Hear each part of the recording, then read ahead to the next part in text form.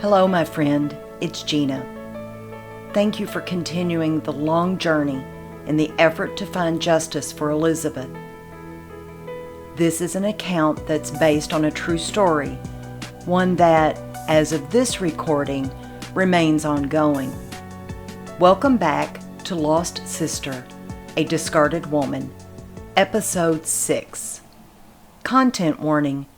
This and future episodes contain sensitive topics and may cause distress to some listeners. Hearing disturbing actions of oppression, manipulation, and abuse can bring up painful memories, personal struggles, and trauma for many. Narrators note, the names have been changed and places are purposefully arbitrary to protect the privacy of those involved. This podcast is our way of telling Catherine and Elizabeth's story so that others can be aware of potential future issues. The central figures in this story include Catherine, her sister Elizabeth, Elizabeth's husband Walter, and Walter's granddaughter Darcy. A short recap. In episode 5, we learned quite a lot due to Darcy's rather frantic attempt to persuade Catherine to leave Darcy as guardian, as well as the offhanded statement that Darcy would name Catherine as the beneficiary of anything left in the guardian bank account should Elizabeth die before the money that Darcy so generously had given to Elizabeth's care dries up. Perhaps a vaguely disguised, but still, obviously, the insinuation of a bribe. And there was very good news. The judge in the latest hearing permanently removed Darcy as both guardian and conservator. Plus, even more good news. One of Catherine and Elizabeth's brothers, Charles, was named as guardian and conservator. Let's continue. It's now mid-October 2023. Almost 11 months since Elizabeth was taken to the hospital with the third dislocated shoulder, which inevitably ended with surgery and her placement at the OG facility. Without fanfare, Darcy was true to her word, at least about Elizabeth's new housing. Elizabeth was indeed moved into a very nice memory care facility, although, once again, without notifying Elizabeth's family of the specifics. As a matter of fact, without notice to the other facility either. Darcy took Elizabeth out one day, telling the staff that she and Elizabeth were going to lunch. Then they just didn't bother coming back. At this new facility, most of Elizabeth's fellow residents are verbal. Several who can carry on a conversation, at least to a certain extent. The facility provides activities and several aspects of stimulation on a daily basis. Weekly outings are offered, live music, crafts, supervised kitchen activities, puzzles, games, and a lot more. There are frequent visitors as well. Even when the visitors are more likely to have been there for one resident, all of the residents benefit from those visits. It'll take Elizabeth a little time to get settled in to the all-new environment, but the family are pleased overall with Elizabeth's new home. Now that Charles has been officially named guardian, everyone in the family is free to visit whenever they like. When Elizabeth sees Catherine for the first time in months, she holds out her arms and cries, "Catherine, where have you been? You haven't visited in such a long time." It was a tearful reunion for the sisters. The family, especially Catherine, don't want Elizabeth to worry. So they keep details of why they haven't visited to a minimum, even though Elizabeth is very aware of the issues with Darcy. After taking a little time to catch up, Catherine asked if she could see her new room. Well, it is larger, and evidently Darcy had been on a buying spree, furnishing Elizabeth's new digs with a large array of furniture and other things. Now, like most facilities, it's up to the family and or the guardian to furnish the resident's room, and the same is true here. I'm pretty sure we would all agree, at least those of us who have had loved ones in a nursing home, that the most important aspect when fitting out such a room should be safety first, then comfort a close second. If you haven't been in that type of situation yet, and I say yet because about 35% of Americans are likely to use a facility at some time in our life. So I'll share a few no-nos. No throw rugs, it's a slip hazard. No lightweight furniture, again, big slip hazard. And no breakable objects, which you kind of think that might be obvious because it's a little startling to everybody when something falls and breaks, and our instinct is to bend over and pick up the pieces immediately. And in case you don't know, sharp edges and older, frail, thin skin is something to avoid if at all possible. I'm going to try to set the scene for us. It's a small room, probably 15 by 20, including the bathroom and closet. The largest piece furniture in the room is a twin-size bed. If you've been with us since the beginning, you might remember that small metal cot with a thin mattress that Elizabeth was given when she first arrived at the first facility.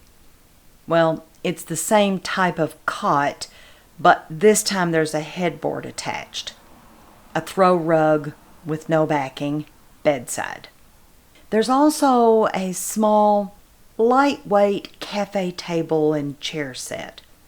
You know, the kind that's more for decor than sitting on. And then on top of the little cafe table is a coffee mug tree with ceramic mugs hanging from it. There's also a small sofa and 2 rocker-style chairs. In the adjacent bathroom, another throw rug, again with no backing, along with several toiletry items that aren't necessarily friendly to older skin. And as you might imagine, not one personal item, nothing familiar. Sidebar. Yes, Catherine had brought Elizabeth a family album and one of their mother's handmade quilts to Elizabeth just after Catherine had found her. Luckily, Catherine and Charles had removed those just in case they might take a walk, just before the family were banned from visitations with Elizabeth. One of the immediate needs was to make Elizabeth safe, which meant removing several items, in particular the throw rugs and the coffee mugs. Now, the headboard still wasn't sturdy enough to keep the cot from sliding as Elizabeth gets in and out of it, but replacing it would have to wait for now, as would sorting clothes and removing and replacing the toiletries. And not for nothing, but there wasn't a recliner, and Elizabeth loves a recliner. or a footstool, something she can put her feet up on. And nothing like a dresser for intimates and stuff. Second on the list was that the guardian bank account has to be addressed again and immediately. To make things simpler, the decision was to open a new guardian bank account where Charles normally does his own banking. But when Charles went to the other bank to close that guardian account, the one that was in Darcy's name, that bank called Darcy's attorney, advising them that Charles was there to close the account. Charles was told that Darcy's attorney would be in touch. You remember the attorney? It's the same one that had been the bank's legal counsel until recently.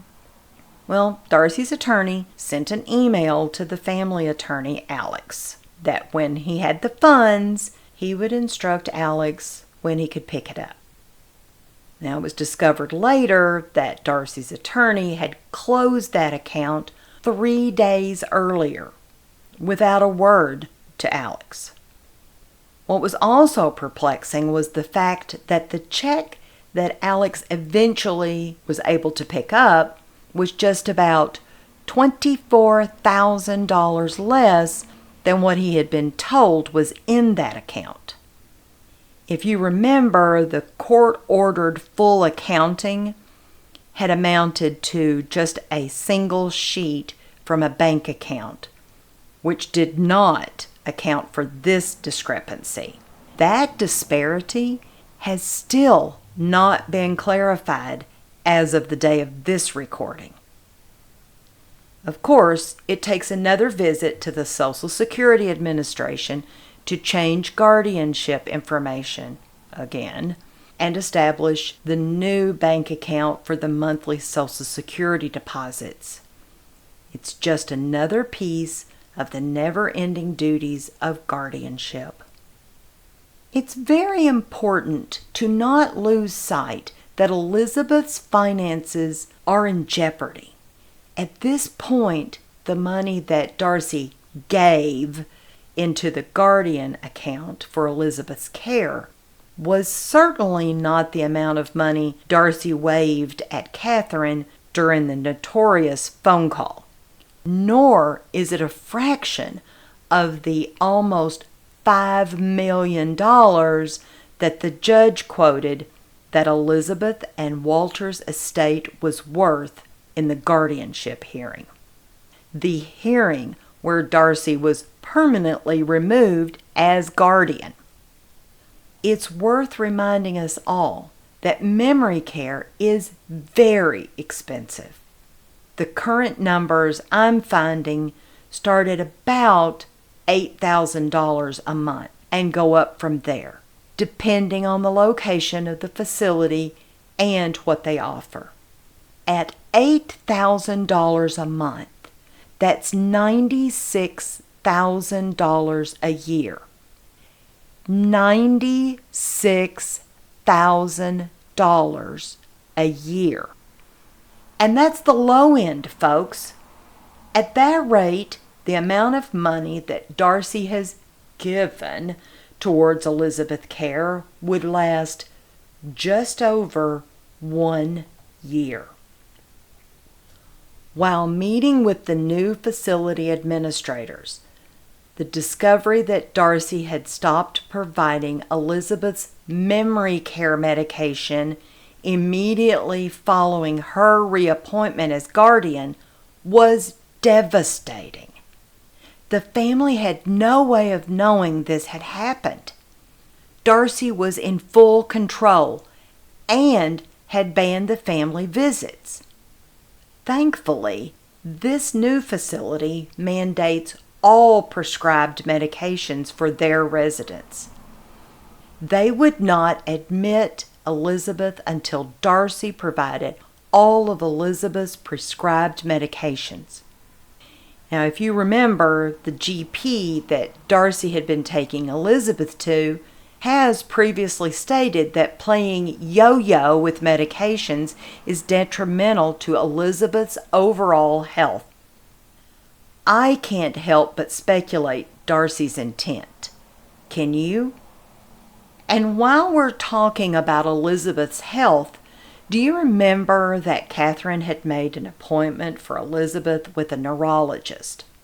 Sadly, the appointment was scheduled during the time period that Darcy was guardian.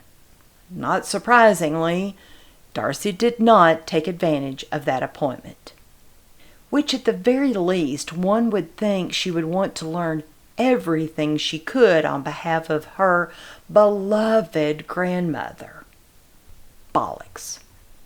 As far as Catherine knows, Elizabeth has never had a formal diagnosis of dementia, with the exception of the GP, who obviously took Darcy's lead for that information. Ergo, another appointment had to be made, and yet again, another delay in the constant struggle to get Elizabeth the care she needs. I also should point out that even without the judge's order of Darcy's visitation privileges, the family had no intention of blocking Darcy, unlike she had to Elizabeth's family for the last several months when she regained guardianship. And yes, that's a little snarky, without apologies from me. However, Darcy's visits had suddenly become more frequent and sadly troublesome. Everybody knows Elizabeth has a soft spot for chocolate, and her family does indulge her quite often. However, what they generally do is bring her one or two of the little fun-sized candies. Darcy, on the other hand, would bring an entire bag.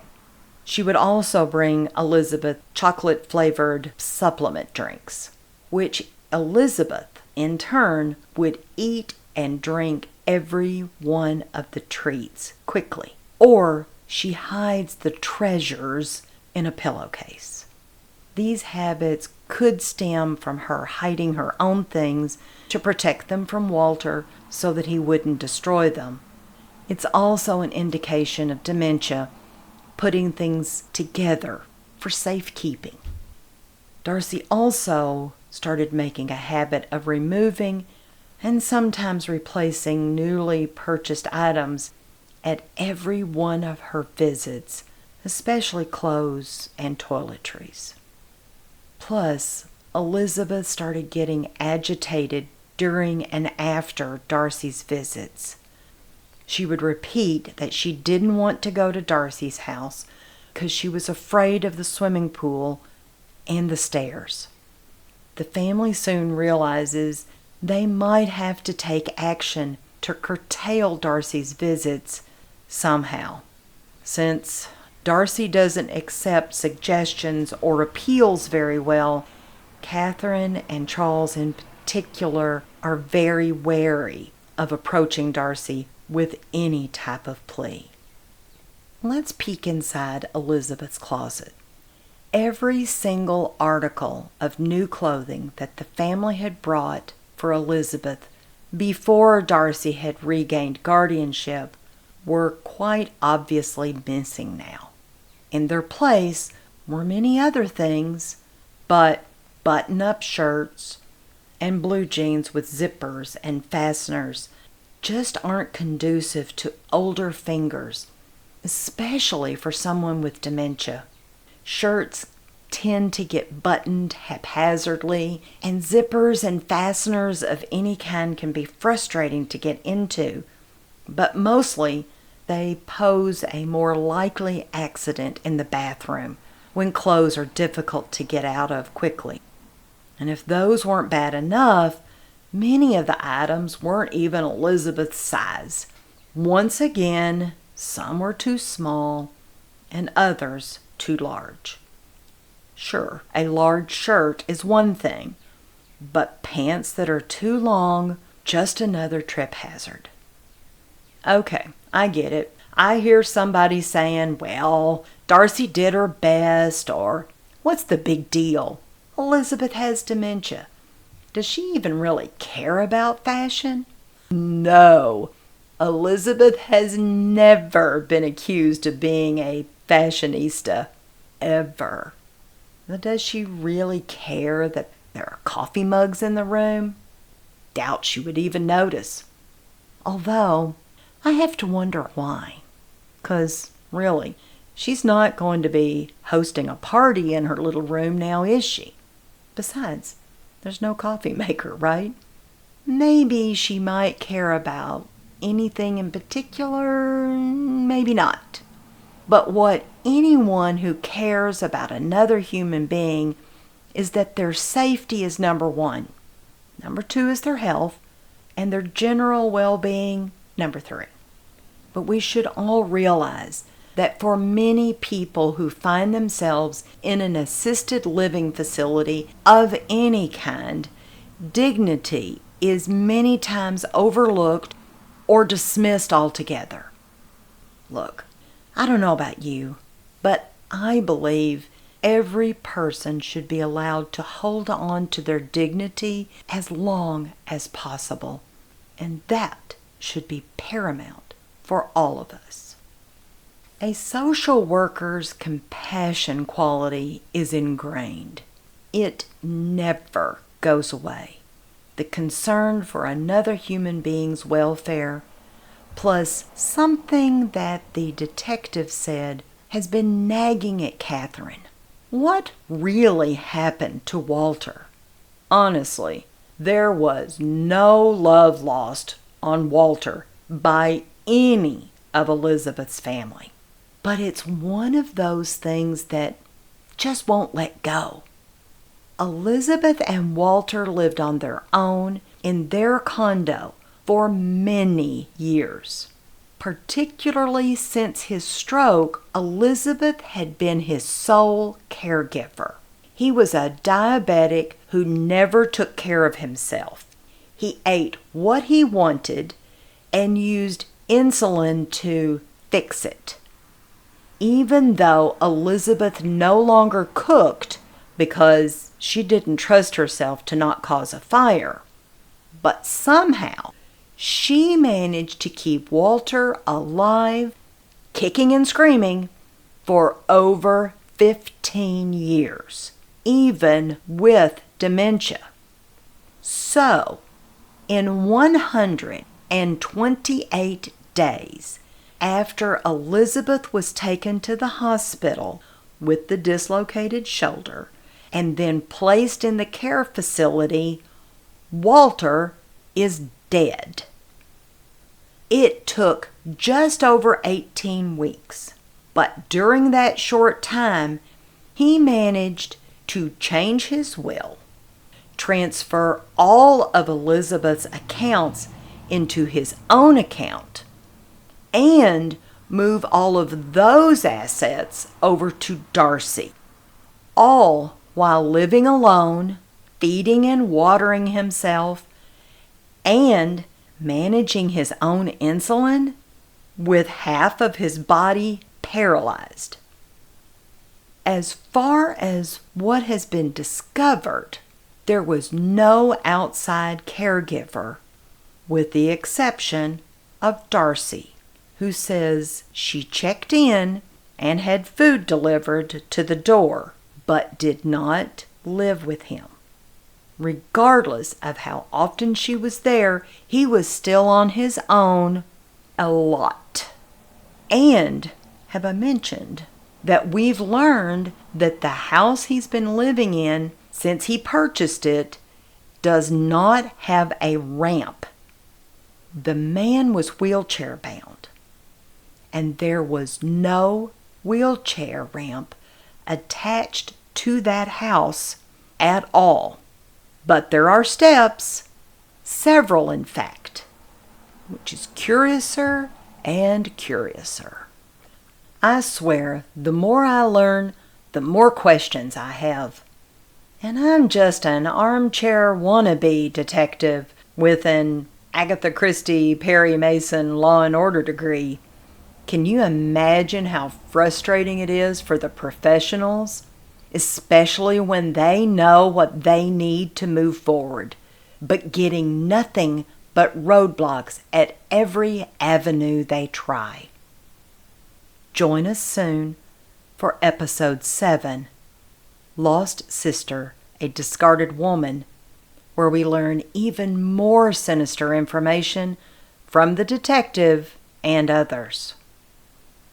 Abuse in all forms is an equal opportunity instrument of control, regardless of age, gender, IQ, education, or socioeconomic status. Whatever your age, for your own sake and those who care about you, please establish a living will. Keep it somewhere your chosen caretakers can access it. And if you don't have your assets in order, make plans right now to do so. Talk to an attorney or an investment institution that you trust and make it happen. The terms elder abuse, elder neglect, and elder fraud are relatively new. In general, elder abuse is a term referring to any knowing, intentional, or neglectful act by a caregiver or any other person that can cause harm or serious risk of harm to a vulnerable elderly person. Legislatures in all 50 states have passed some form of elder abuse prevention laws. A good place to start for more information is the website justice.gov/elderjustice. And if you suspect elder abuse, there is help. The National Fraud Hotline is 1-833-FRAUD-11. That's 833-372-8311.